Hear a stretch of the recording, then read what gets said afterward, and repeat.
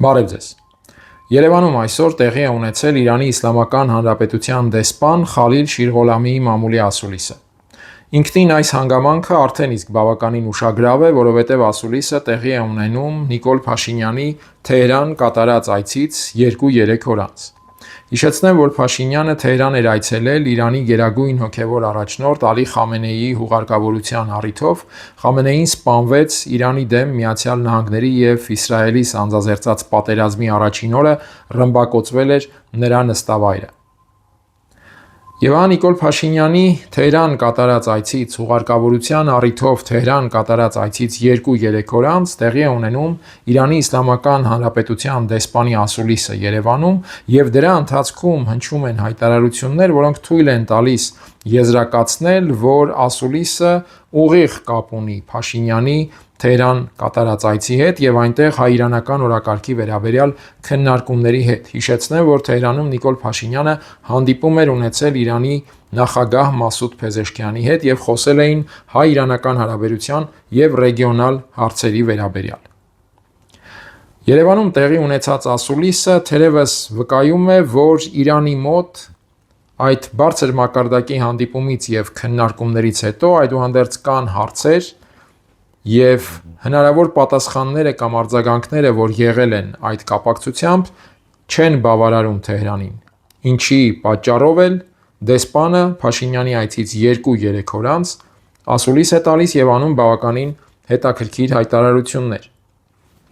Օրինակ Խալիլ Շիրղոլամին խոսում է, որ Թրամփի ուղի նախագծից բխող ռիսկերի եւ սպառնալիքների մարտահրավերների վերաբերյալ Թեհրանը ունի լեգիտիմ մտահոգություն եւ Երևանը պետք է փարատի այդ մտահոգությունը պատասխան տալով հարցադրումներին։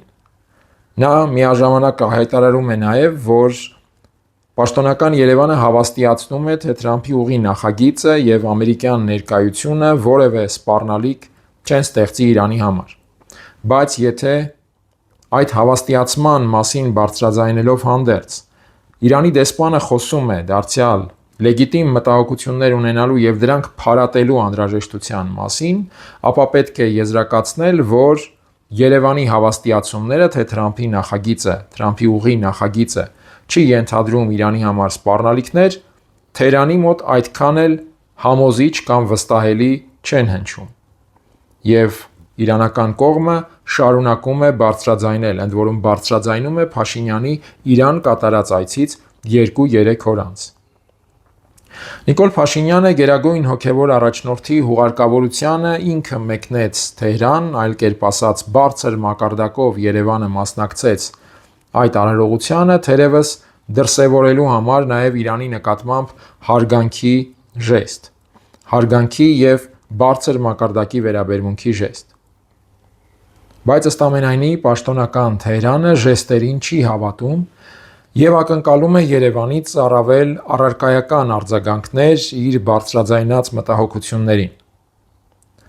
Այս կապակցությամբ հատկանշական է նաև, որ դեսպանը խոսել է հայ-իրանական ռազմավարական գործընկերության մասին, դրա վերաբերյալ փաստաթղթի մասին եւ այդ փաստաթուղթը հնարավորինս շուտ պատրաստելու եւ ստորագրելու անհրաժեշտության մասին։ Դեսպան Շիրղոլամին նշել է, որ Թեհրանում Փաշինյան-Փեզեշքյան հանդիպմանը Իրանի նախագահը կարևոր է համարել եւ մատնանշել է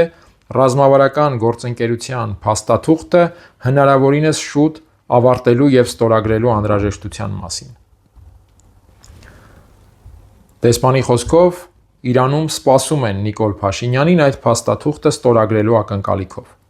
Այստեղ տողատակում կա որոշակի դարձյալ մտահոգություն եւ ակնարկ, որ Երևանը կարծես թե չի շտապում Իրանի հետ ստորագրել այդ փաստաթուղթը։ Եվ այս ակնարկը ուշագրավ է հետեւյալ հանգամանքի բերումով։ Հայ-իրանական ռազմավարական գործընկերության շուրջ քննարկումների եւ փաստաթուղթ պատրաստելու մասին բարձրաձայնել է դերևս Հայաստանում Իրանի նախկին դեսպան Մեհդի Սոփանին։ Դա մոտավորապես 1-1.5 տարի առաջ էր։ Այդ բարձրաձայնումից հետո Երևանը բավականին խորացրել է այսպես կոչված փաստաթղթահուշագրային հարաբերությունը Միացյալ Նահանգների հետ եւ